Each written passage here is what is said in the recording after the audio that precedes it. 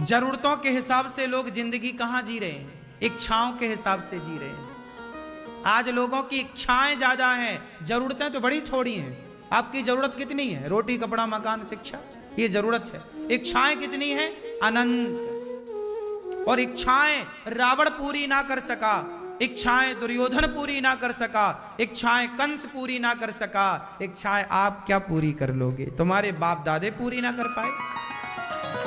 इसलिए इच्छाओं को खत्म करो और देखो ये कि मेरी जरूरत क्या है। देखो क्या कि मेरी, बोलो, जरूरत क्या है। जरूरत, सर्दी आ गई, स्वेटर की जरूरत है, टोपा की जरूरत है, जरूरतें पूरी कर लो। घर नहीं है तो घर बना लो, जरूरतें पूरी कर लो। रोटी नहीं है, खूब रोटी की व्यवस्था कर लो, जरूरतें पूरी कर लो। दवाई के पैसे नहीं है, जोड़ लो, जरूरत पूरी कर लो। बिल्कुल, परंतु इच्छाओं के पीछे ना भागना। इच्छाएं जिनकी ज्यादा है ना, वो स्त्रियां अपने आप को बेचने लग गई। आजकल कुछ स्त्रियां अपने आप को जो बेच देती हैं, जिन्हें सामान्य भाषा में वेश्याएं कहते हैं। काहे बेच रही हैं अपने शरीर को? बोलो। इच्छाएं ज्यादा है उनकी, उनको जल्दी से धन्ना सेठ बनना रहता है। इच्छाएं, मेरे पास भी बड़ी गाड़ी हो, बड़ा मोबाइल हो, बड़ा नाम हो, इसके लिए बेचना भी पड़े, अपने को परोस देते हैं। क्यों मेरी मां? वरना क्या जरूरत थी? गुजारा तो घास की झोपड़ी में एक पत्नी का हो रहा है, एक टाइम भोजन बनता है और दोनों टाइम खाते हैं। इसमें भी लोग गुजर कर रहे हैं, पर अपने चरित्र के साथ कोई समझौता नहीं कर रहे हैं। गरीबी है तो क्या हुआ, पर चरित्रवान है। हमारे देश में आज भी बहुत घर ऐसे हैं जिन घरों में दोनों टाइम भोजन नहीं बनता, दोनों टाइम चूल्हा नहीं जलता। आज भी हमारे देश में ऐसे बहुत घर मिल जाएंगे जहां दिन में केवल एक बार चूल्हा जलता है। यह बात सही है कि गलत है? एक बार चूल्हा जलता है और या तो दाल बनेगी या तो सब्जी बनेगी। दाल सब्जी दोनों नहीं बनती। ऐसी भी गरीबी मैंने देखी है। मैं तो खुद बचपन में भीख मांगता था गांव में जा जा करके। मैंने जितनी गरीबी में गुजारा किया है, जितना देखा है, आप लोगों ने शायद ना देखा हो, और भगवान करे किसी को ये सब देखना भी ना पड़े। हमने ये तक देखा है कि आज दाल बनी है तो सब्जी नहीं। हमने केवल बचपन में सब्जियों के नाम पे आलू की सब्जी खाई है, आलू का झोल, आलू और पानी, बस। गांव में हमारे खेत थे, टमाटर आ जाए तो टमाटर की सब्जी, केवल टमाटर टमाटर टमाटर होते थे हमारे गांव में, टमाटर टमाटर टमाटर। वरना हमारे यहां दाल होती थी मसूर की। हमारे यहां किसकी दाल होती थी? मसूर की दाल, जानते हैं? तो मसूर की दाल बनती थी हमारे यहां। लोग कहते हैं कि मसूर की दाल खाई नहीं जाती, पर क्या करें साहब, यदि वो भी ना खाते तो फिर भूखे मरते। चलो भैया तुम ना खाओ, तुम्हारे पास दूसरा ऑप्शन था। आप आश्चर्य मानेंगे, ये जो तुअर की दाल होती है ना, राहर की दाल जिसे बोलते हैं, ये दाल मैंने बहुत होश संभालने के बाद ये दाल खाई। अच्छा, ये भी दाल मतलब, मैं एक चीज जानता था बचपन में कि दाल मतलब मसूर की दाल, कोई दूसरी दाल होती है ये मैंने बाद में जाना। हमारे यहाँ दूसरी दालें होती भी नहीं थी, केवल ये दाल होती थी। एक वो होती थी जिसके बड़ा बनते हैं, है ना, कौन सी दाल होती है? उड़द। उड़द की दाल सामान्य तौर पे बनती भी नहीं है भाई। उड़द की दाल चावल थोड़ी कोई खाता है। उड़द की दाल तो दूसरे पकवानों में प्रयोग होती है। तो दाल मतलब मसूर। हमारे गांव में चना और मसूर बोई जाती है, तो मसूर बोई जाती है तो मसूर मिल जाती है। तो मसूर की दाल को चक्की में करके, मेरी माँ चक्की चलाती थी, मसूर की दाल को मैं भी चलाता था साथ में बैठ के। चने की दाल, चना था, मसूर थी, तो कभी चने की दाल लौकी डाल के माँ बनाती थी, कभी मसूर की दाल। अधिकांश मसूर की दाल मतलब मसूर की, यही खाया है। ये राहर की, ये तुअर की दाल इत्यादि जो दालें हैं, फिर ये हमने बाद में बहुत संभालने के बाद देखा हमने ये सब चीजें। सवेरे से शाम तक जब भी खाओ तो दाल चावल या दाल रोटी। इसलिए कम से कम इच्छाएं होना, जरूरतें तो देखो भगवान ने सबकी पूरी कर दी। अब भगवान ने सबको खूब दिया खाने पीने को। इच्छाओं के पीछे ना भागना साहब, वरना अंत नहीं है इसका।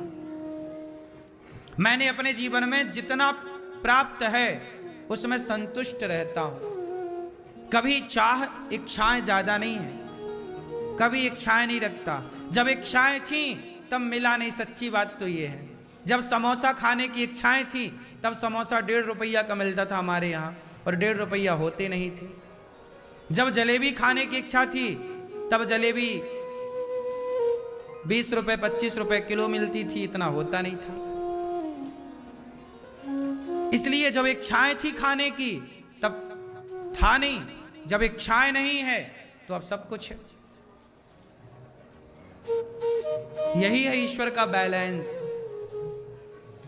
इसलिए तुम जिंदगी अपने हिसाब से नहीं जी रहे हो। यदि ईश्वर कुछ नहीं देते तो परेशान ना हुआ करो। आप यदि रो रहे हैं कि भगवान ने हमें ये नहीं दिया, ये नहीं दिया, सब्र रखना, विश्वास रखना। ईश्वर उससे ज्यादा देना चाहते हैं जितना तुम चाहते हो, जितना तुम्हारे मन में कामना है। ईश्वर ज्यादा प्लानिंग करके बैठे। आपको पता है, मैंने हमारे जो एक राष्ट्रपति हुए हैं भारत के, एपीजे अब्दुल कलाम हुए ना, डॉक्टर एपीजे कलाम साहब जो हमारे देश के राष्ट्रपति हुए हैं, इतने बड़े वैज्ञानिक और इतने बड़े अच्छे राष्ट्रपति। इनकी हिस्ट्री मैंने पढ़ी थोड़ी सी, तो इनकी हिस्ट्री में एक दौर ये भी था कि ये आत्महत्या करने का सोच रहे थे। एक ऐसा भी दिन था इनके जीवन में, जब इनकी जवानी थी, इनका समय था, तो ये पायलट बनना चाहते थे, हवाई जहाज उड़ाने वाला। क्या बनना चाहते थे? तो ये दक्षिण के थे, दिल्ली आए इंटरव्यू देने। तो पायलट का इंटरव्यू दिए तो नंबर कम आए, सिलेक्शन हुआ नहीं। तो इन्हें लगा कि अब देखो, अब क्या मुंह दिखाएं घर वालों को कि हमारी तो जॉब लगी नहीं। तो ये गंगा के किनारे चले गए। तो गंगा के किनारे ये प्लान कर रहे थे कि मैं कूद जाऊं और आत्महत्या कर लूं, क्योंकि अब जीने का कोई आधार नहीं। जो चाह रहे थे वो मिला नहीं, तो इन्होंने सोचा आत्महत्या कर लेता हूं। तभी वहां पर कोई संत आए। संत ने कहा, भाई बच्चा, शाम हो गई, बेटा आओ भोजन प्रसादी कर लो। तो संत के पास गए, संत ने भोजन प्रसादी कराया। पूछा तुम्हारा नाम क्या है? उन्होंने बताया अपना नाम जो बचपन का था, बताया। क्या हुआ? बोले मैं आया था इंटरव्यू देने, कुछ सफलताएं मिली नहीं, अब लगता है आत्महत्या कर लो, मेरा मन नहीं करता अब जीने का, मर जाने का जी करता है। संत जी ने कहा अभी रोटी खाओ। बोले मेरे पास तो किराया भी नहीं, मैं घर कैसे जाऊं? संत जी बोले मैं दूंगा। एक संत ने उनकी मदद की थी। संत ने उन्हें पैसा दिया घर जाने का, और रात्रि को अपने आश्रम में रखा, रोका और भोजन कराया। तो अब्दुल कलाम साहब ने संत से कहा कि आप तो संत हैं, बताइए कि मेरे साथ इतना गलत क्यों हुआ? मैंने इतनी मेहनत की पर मैं बन ना पाया जो मैं बनना चाहता हूं। तब संत ने एक ही लाइन कही मुस्कुराते हुए, बेटा तुम्हारे लिए भगवान ने जो तुमने सोच रखा है, ईश्वर ने तुम्हारे लिए उससे ज्यादा सोच रखा है।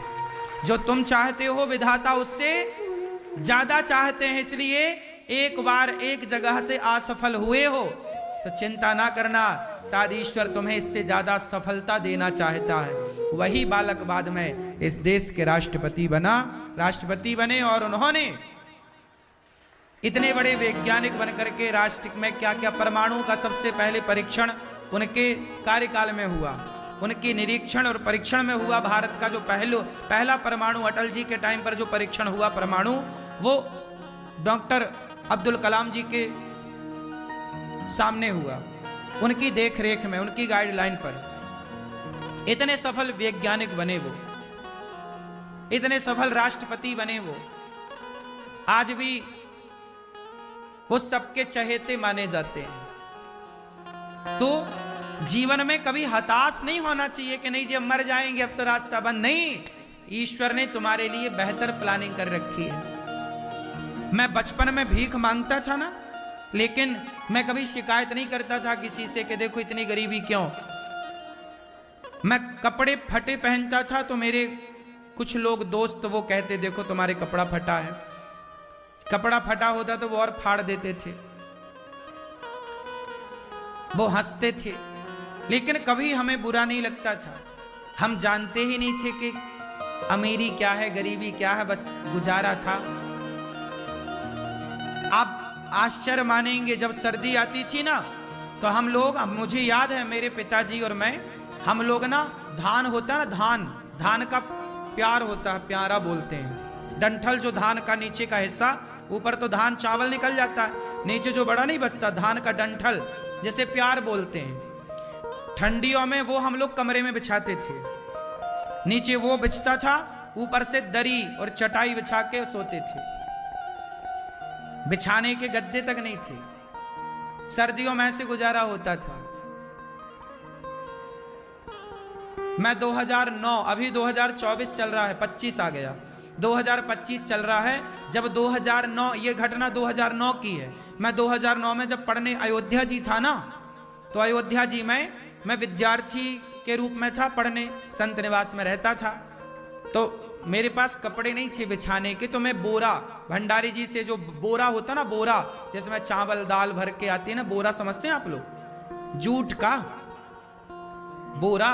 बोरा बिछा करके, और 1-2-3 बोरा नीचे बिछा लेते थे, एक छोटा कंबल था उसके ऊपर 3-4 बोरा ऊपर डाल लेते थे। ये 2009 तक ये स्थिति, इसमें गुजारा किया और पढ़ाई की, जीवन को गुजारा, भगवान का चिंतन, भगवान खुश थे वो तो अब बता रहे हैं, उस समय तो बस आनंद था, बस शिकायत नहीं थी कि ये स्थितियां ना, जो था बढ़िया था। भगवान को पता था कि मुझसे, इस शरीर से प्रभु ये सारी सेवाएं करानी थी उनको, इसलिए भगवान ने मुझे बचपन से ही, जैसे सोने को तपाने के लिए भट्टी पे जाना पड़ता है, ऐसे जीवन में जब दुख तकलीफ आए तो समझ लो कि ईश्वर आपसे कोई बड़ा काम कराना चाहते, इसलिए वो तपा रहे हैं दुख की आग में। इसलिए तपो विंदास, शिकायत विकायत ना करो, जितना दुख आएगा उतनी जीवन में खुशियां भी आएंगी। जब आप 20,000 23,000 दिन चले गए तो क्या हुआ, अभी कुछ दिन बाकी हैं जिंदगी के, उन दिनों में प्रभु का चिंतन किया जाए, भगवान का चिंतन किया जाए।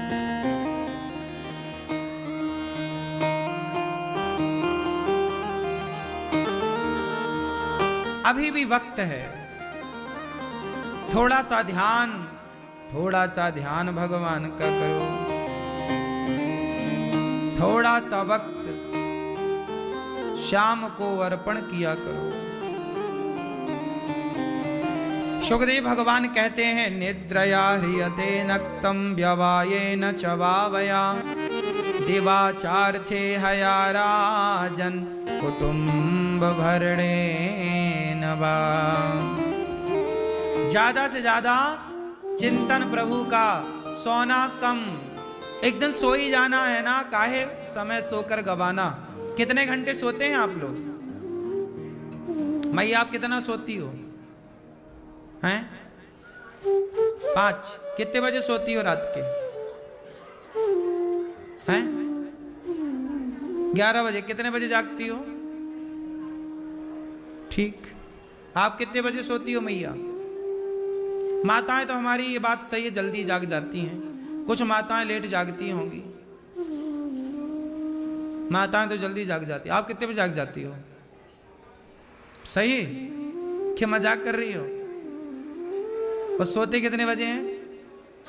2 बजे, 9 बजे, ठीक है। 7-8 घंटे की नींद भी होनी चाहिए, भी सत्य है स्वस्थ व्यक्ति के लिए। रात को सोया करो जल्दी, सुबह जागा करो जल्दी। आजकल लोग ना पूरी रात जागते हैं और पूरा दिन सोते हैं। रात के 12 बजे खाते हैं। रात के 12 बजे रात को खाने वाले को क्या कहते हैं? रात्रि को बोलते हैं निशा। रात्रि को क्या बोलते हैं? निशा। और खाने को बोलते हैं चर। क्या कर रहा? चर रहा है। कब चर रहा है? निशा में चर रहा है। निशाचर। जो रात्रि में खाए वो क्या है? निशाचर। निशाचर। निशाचर मतलब राक्षस। इसलिए निशा में नहीं खाना चाहिए, रात्रि को नहीं खाना चाहिए। रात्रि को जल्दी सो जाना चाहिए। सुबह जल्दी से सूर्योदय के साथ जाग जाना चाहिए। सूर्योदय के पहले जाग जाना चाहिए। सूर्योदय के पहले बिस्तर छोड़ देना चाहिए। उठ जाग मुसाफिर भोर भई, अब रैन कहां तू सोवत है। जो सोवत है वो खोवत है, जो जागत है वो। पहले के लोग डिप्रेशन में थे क्या? अच्छा बताओ, सुबह जल्दी जागना जरूरी है कि नहीं? आजकल लोग कहते हैं क्या करेंगे सवेरे जल्दी जागकर, क्या करेंगे? कुछ लोग कहते हैं क्या करेंगे जाग के? काम बताओ।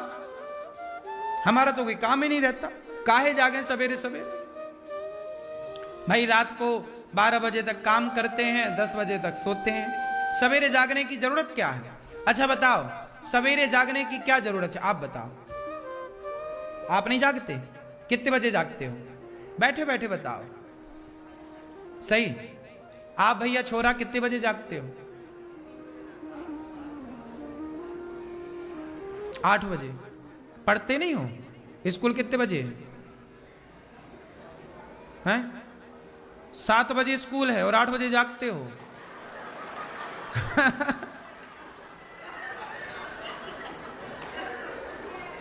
हैं?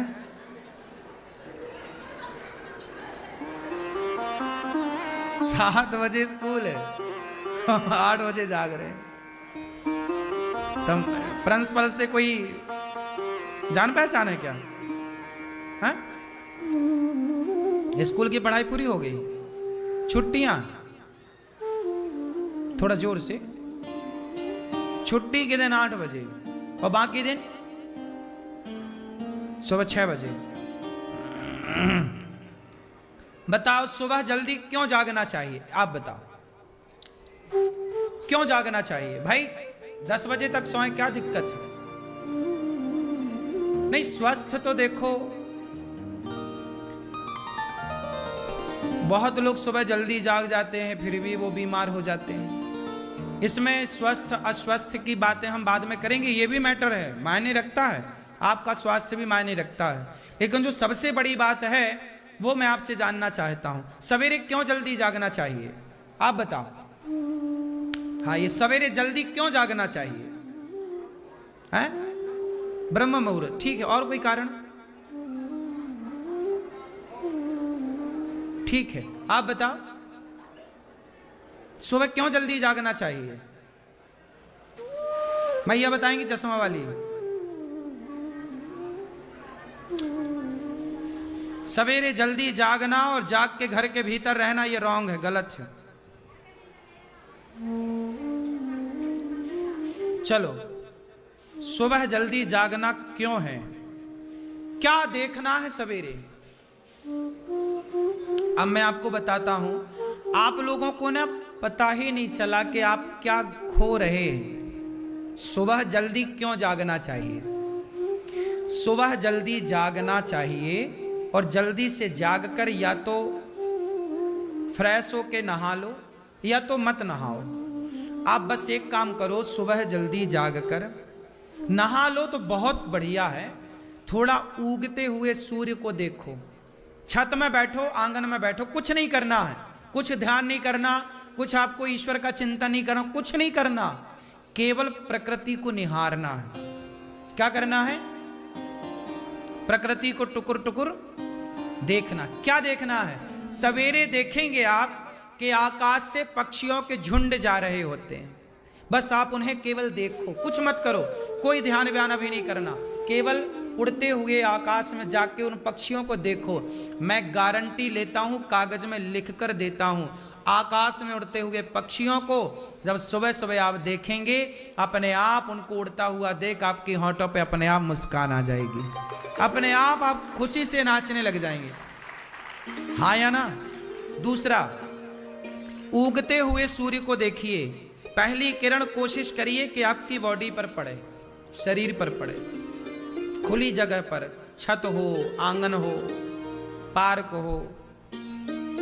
देखो सूर्य उदय को देखिए, बस ध्यान से देखिए सूर्य भगवान की ओर। वो लालिमा जो सूर्योदय के समय, सूर्योदय के पहले जो लालिमा नहीं छाती पूर्व दिशा की ओर, बस उस लालिमा को जी भर के देखिए।